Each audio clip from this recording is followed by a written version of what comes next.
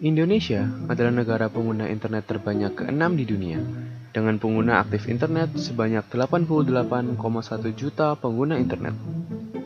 Selain itu, Indonesia juga pengguna Facebook terbanyak ke-4 di dunia setelah USA, India, dan Brazil. Sehingga tidak heran jika masyarakat banyak mengandalkan internet sebagai sumber informasi. Sayangnya, karena kebebasan di internet, cukup banyak hoaks yang tersebar dengan cepat di sekitar kita. Apa itu hoaks? Hoaks adalah informasi palsu yang dibuat untuk dipercayai secara luas sebagai fakta. Intinya, hoaks adalah kebohongan. Hoaks didesain untuk menyebar dan menjadi viral. Biasanya, hoaks menyebar melalui email, status atau tweet media sosial, artikel di web, dan juga broadcast message pada aplikasi chat. Lalu, bagaimanakah cara kita bisa mengidentifikasi hoaks? Perhatikan dari mana berita dan data yang kita dapat itu berasal dan siapa yang membuat data tersebut. Apakah itu berasal dari institusi resmi atau orang yang kredibel terhadap memberikan data. Sebaiknya jangan percaya apabila informasi yang didapat itu berasal dari pegiat ormas, tokoh-tokoh politik, atau pengamat. Dan jangan juga langsung menyebarkan data yang didapat karena alasan emosi sesaat. Netizen harus cerdas dalam membaca dan memeriksa data sebelum menyebarluaskannya. Perhatikan pula keberimbangan sumber data. Jangan hanya menggunakan satu sumber data.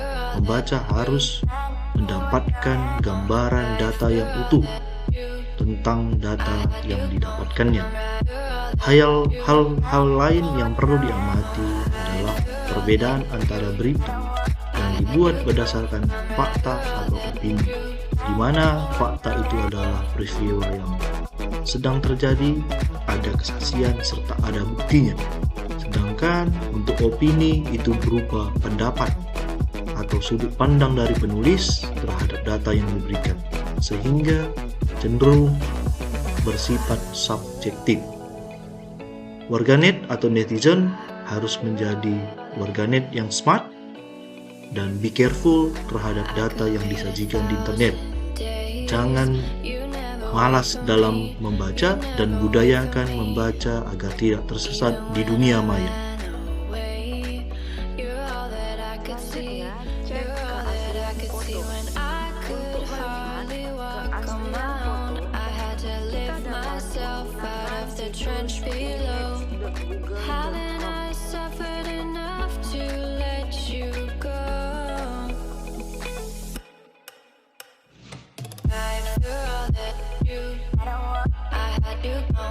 Kemudian akan tersaji gambar-gambar untuk membandingkan apakah foto tersebut asli atau hoax, sehingga kita dapat mengetahui foto asli dan mana foto hoax.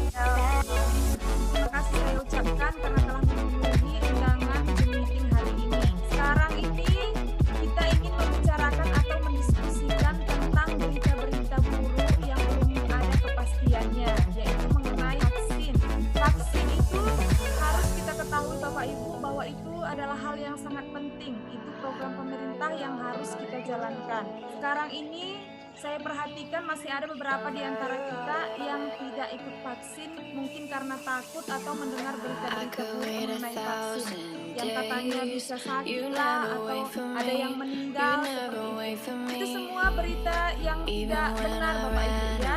Jadi saya tekankan sekarang bahwa vaksin itu sangat penting untuk kesehatan kita juga dan untuk memaksimalkan kinerja kita juga di sekolah kita. Jadi besok itu ada di kecamatan vaksinasi untuk guru. Saya berharap besok Bapak Ibu guru memenuhi undangan tersebut. Jangan takut Bapak Ibu guru, diskusi kita hari ini atau pertemuan kita hari ini. Saya ucapkan terima kasih.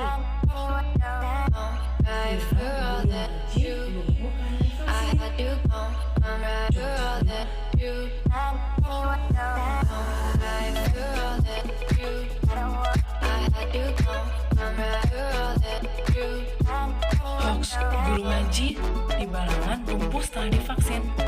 Ternyata cuma hoax.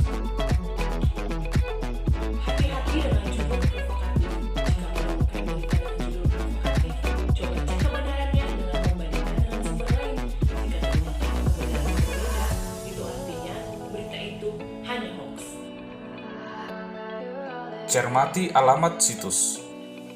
Untuk informasi yang diperoleh dari website atau mencantumkan link, cermatilah alamat URL situs yang dimaksud.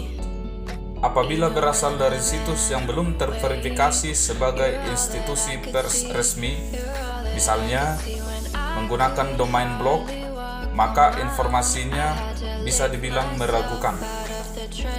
Menurut catatan Dewan Pers, di Indonesia terdapat sekitar 43.000 situs di Indonesia yang mengklaim sebagai portal berita. Dari jumlah tersebut, yang sudah terverifikasi sebagai situs berita resmi tak sampai 300.